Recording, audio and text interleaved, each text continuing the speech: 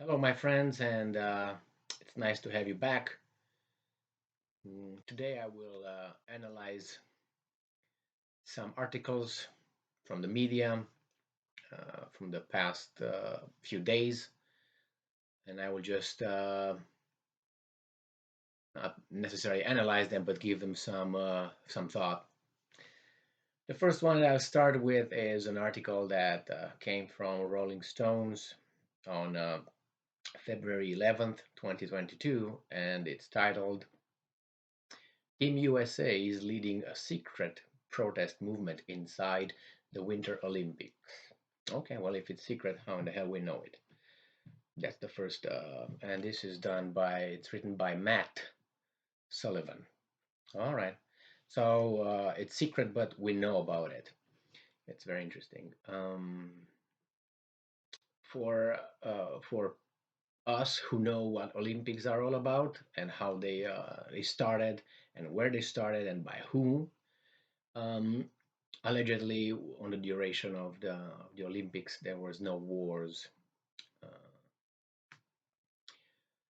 Uh, among the participants, or at least the city states, and well, I don't think it was the case all the time, but nevertheless, you went to the Olympics and you competed. You took whatever drugs you had at your disposal at those times, and compete and see who's winning. Well, nowadays it seems like there's a lot of politics involved in this event, sporting event. It's not only nowadays; it started earlier, and I think it's unfortunate because that's not its purpose. It's not a political protest or anything like that. You want to, be an activist and have a say.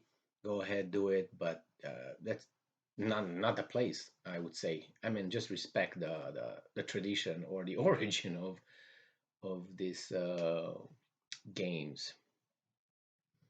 Well, the next article is coming from uh, Yahoo, and it's Deadline, and it's dated February 11th, 2022, and it's titled Ukrainian Athlete Engages in First Political Protest at Beijing Olympics, Unfurls Signs to the TV Cameras. Again, I'm for free speech and so on, but it's like you go to the church and you talk about, I don't know, pornography or something, or you talk about certain things that don't have anything to do with that, unless you really want to dig in. But that's not the purpose, the place. But he choose to do that, and he was promoted by the mass media who have that. And it says here that Vladislav Harashevich, um, he was who is representing Ukraine in the skeleton race at the Beijing Winter Olympics.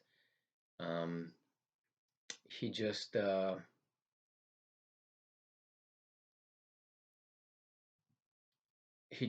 showed a sign saying "No war in Ukraine." No war in Ukraine. That's obviously no war. We all want peace, but we should not forget that what great Napoleon Bonaparte said about peace. He said, "I love peace as long as it's done in my turn on my terms." So yeah, you know, I'm pretty sure a lot of countries like peace, but as long as it's done on their terms.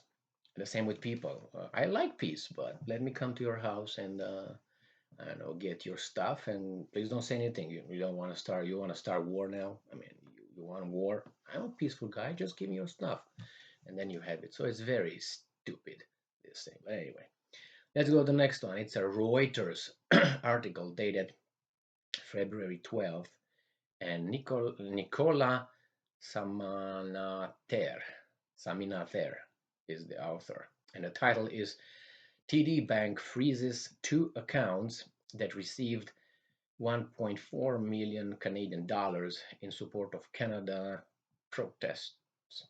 Okay.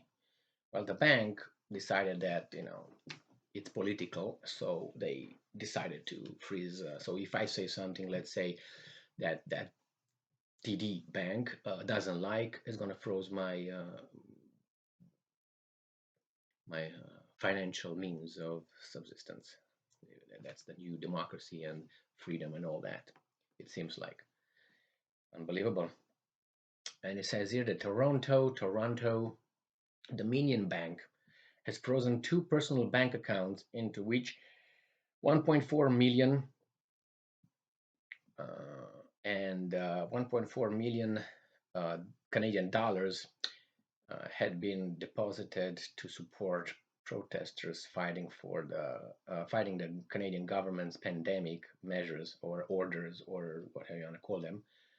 A bank spokesperson said on Saturday. Was his name or her name? Doesn't matter. It's the decision, I guess. So be careful what you say or what you do because you could be exterminated economically.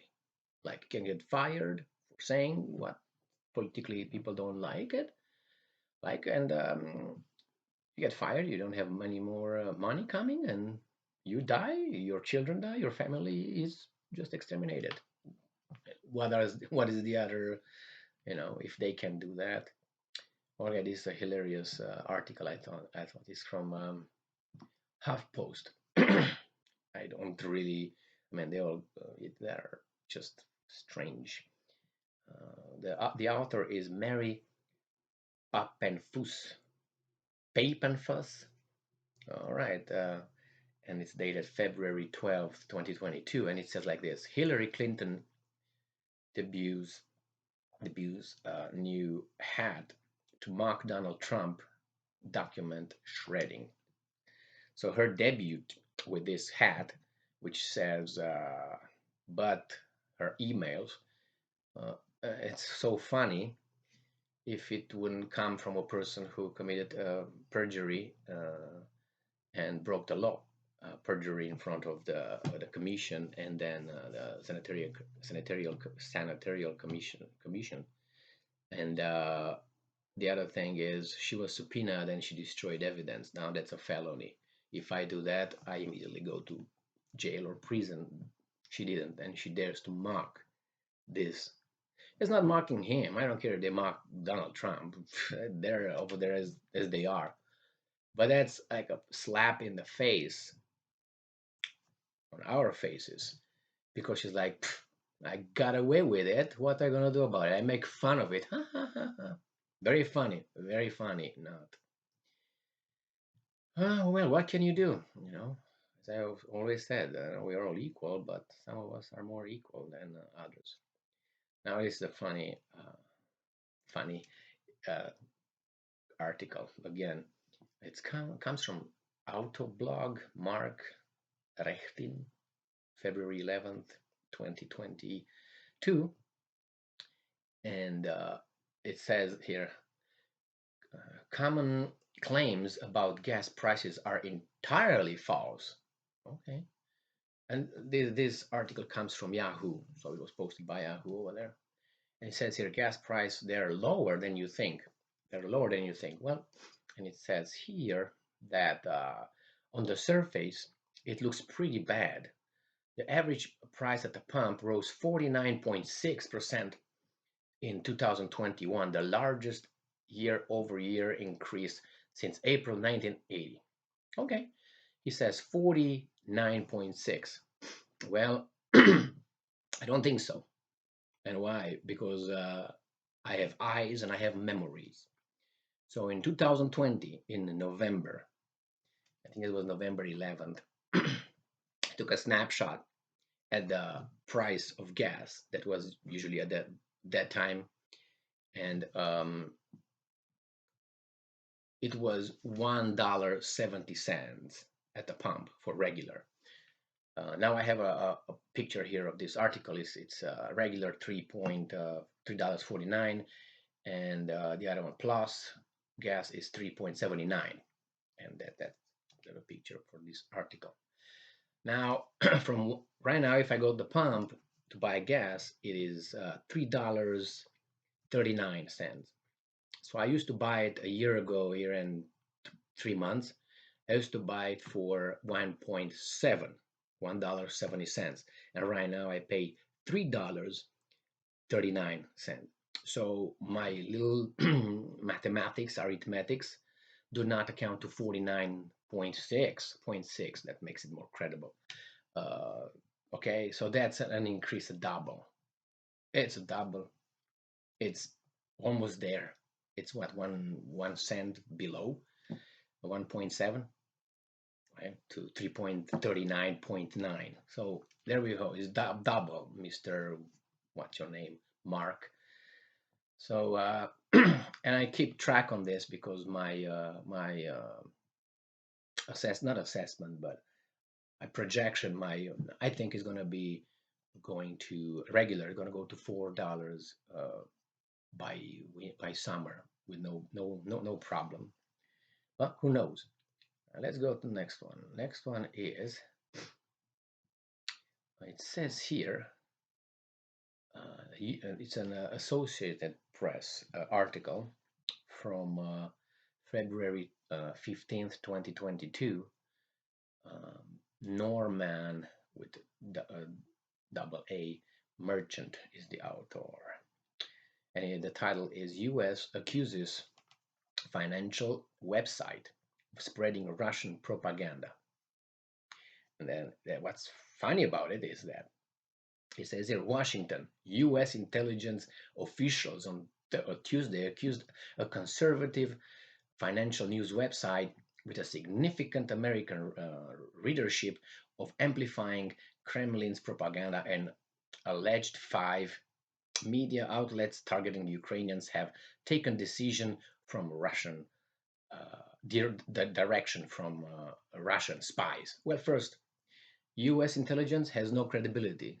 So, okay, when I hear U.S. intelligence, for me is like blah blah blah blah blah blah blah blah blah. A look back in history, the latest thing is, besides this little Ukraine saga, just look at Libya, look at Saddam Hussein's weapons of mass destruction. So, but nevertheless, so what are they going to do? Are they going to ban that? Yeah, they do. And then they cry about Nazis that they burned communist and pornographic material, and they show you and all that. Well, anyway, um, it's just unbelievable how the U.S. intelligence, they think that we have a very short memory. Um, and they use U.S. intelligence as, for instance, CIA, and most people from movies and mass media. Oh my God, those guys, those guys, those guys.